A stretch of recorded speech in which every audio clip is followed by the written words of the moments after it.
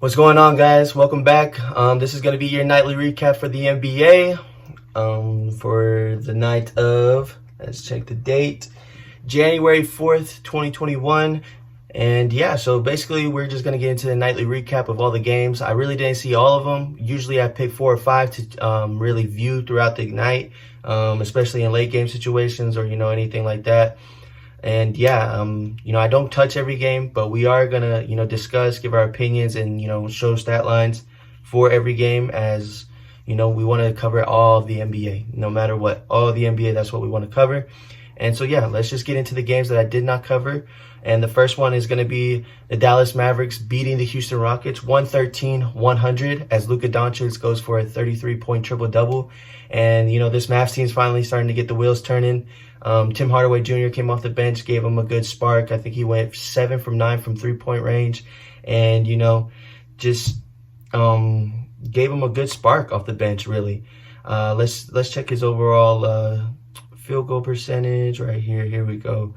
Yep, Tim Hardaway Jr., 11 for 14 from the field, and actually went 8 from 10 and dropped 30 points tonight, which, that's great. If they can get that production from Tim Hardaway off the bench, on a consistent basis, that's going to be great for this team. Could possibly even move him into the starting lineup. Josh Richardson not really playing that well. You can move him around, make this lineup just expandable. But like I said, it's still a great option to have off the bench, whether it's Josh Richardson or Tim Hardaway Jr. Just right now, Tim Hardaway's got it going. From the Rocket side of things, Harden had a double-double, pretty quiet. Went, I believe, 5 from 17 from the field. Yes, 5 from 17 from the field, 3 for 11 at the three-point line, 21 points, 10 assists. That's his double-double. It looked all right. 8 for 15 for Christian Wood and a 23-point night. He's really the highlight of the Rockets this season. And that's pretty much all we're going to talk about from there on the Rockets and Mavs point of view. The next game I did not really pay attention to was Pistons versus Bucks, as the Bucks beat the Pistons 125-115. Obvious reasons I didn't pay attention to this game, really. We knew the Bucks were going to get the job done. Giannis comes in, drops 43 points on the Pistons. As you would expect, weak team, you got to come in, you got to get your points up, got to start building that conversation for MVP talk. Derrick Rose coming off the bench with 24 and 8, which was about the highlight for the Pistons, as you don't want Jeremy Grant shooting the ball 10 for 25 with only 24 points, And Doumbia, he got some good minutes off the bench, 23 minutes, and that's pretty much all from this game that we're going to discuss as the Bucks roll 125-115. Next game, Celtics versus Raptors, as the Celtics go on to win 126-114 from Jason Tatum's 40-point night. He looked great. I didn't really watch it, but I get to see a little bit of clips here and there. Looked great, 40-point night, You're expecting Jason Tatum to take that next big step, and, so far this season had a game winner, 40 points, and, he's just been consistent. That's what you want, and you're getting it. So, by the end of the season, maybe we're talking about Jason Tatum, top 12, top 10 player in the league. For the Raptors, they fall to 1-5, which is, very disappointing start to the season, as, they were the 2 seed in the playoffs last year. But, I mean, you got to get more pieces on the bench, especially a ball handler. You don't want Freddie VanVleet to be your main ball handler. Although he can do it, he can't do it very well. But, he did have a solid night tonight, 35. He is the leading scorer for the Raptors. And Pascal, you need more out of Pascal. You paid him that big bag. Coming in with only 22, 6, and 3 to show for it. Not really his night. You want to see more from this team. A 2 seed last year. You just got to find that rhythm, I guess. Nick Nurse will get this thing turned around, I believe. But keep an eye out for my playoff video. That should be coming soon. We'll see if the Raptors even make the playoffs. Hint, hint. But yeah, we're not going to touch more on this game. Celtics did their thing. They got a good one thing I do want to talk about is Pritchard, the rookie for the Celtics. He did come off the bench, gave him 23 points and 32 minutes, 8 of 13 from the field. That's great. More bench pieces. Grant Williams from last year's draft, from Tennessee. He's another piece off the bench. that's what the Celtics need, really, is those depth pieces. You already got Brown, Tatum, Smart. Just start getting those depth pieces, figure out your bench, and make that push. You can be a 1 seed this year, Celtics. You just got to make that push and want to be.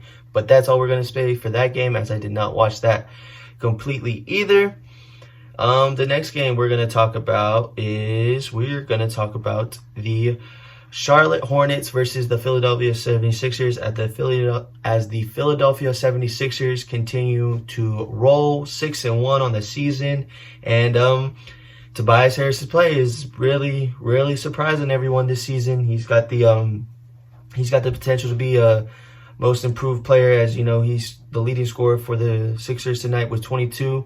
It's 10 for 16 from the field, 2 for 5 from the three. I mean, Tobias with Doc Rivers, it just seems like he gets the best out of him, really. And as a Sixers fan, you got to be happy with that, especially going into the playoffs and, having Tobias actually rolling and getting this offense figured out. Seth Curry was also a great addition. He had a great night the other night. And for the Hornets, you want more out of PJ Washington. 4 for 10, only 12 points, really didn't do much. LaMelo had his, flashes, some good passes, some nice layups, but 0 for 5 from 3, still got to improve, still going to take those steps as a rookie. And Miles Bridges, again, not a great night, 7 points, 3 for 6 from the field, 1 for 1 from 3, but you just expect more out of Miles Bridges. And yeah, that's enough from that game. Didn't really get to see it. I believe that's all the games I didn't get to see. So the next games we're going to talk about are the ones I saw, partially got some chance to see them. So yeah, let's get into those. Orlando beats Cleveland 103-83. I really wouldn't sweat it if I'm a Cleveland fan. Garland, Okoro were out. I don't think Drummond was out. No, he wasn't. He was playing. Collins Sexton looked good. That's something to be happy about. And the Orlando Magic snap a 2-game losing streak with this win. Vucevic, he did his thing, 23 points. And Eric Gordon looked good. He had 24, and I believe he shot the ball efficiently. Let me check how he shot today. 9 of 17, 6 from 9 from 3 was the big one that I wanted to point out. 6 from 9 from 3, if you can get that from Aaron Gordon on a consistent basis. Not, necessarily 6 made shots, but, just putting up those attempts, at least 6 attempts a game, maybe getting 3-4 of them to fall. You want that from AG. 24 points for him, good night from KG. Cole Anthony, he did all right. He, I like Cole Anthony a lot. I think him and Markelle, that backcourt's going to really grow together and, be something special.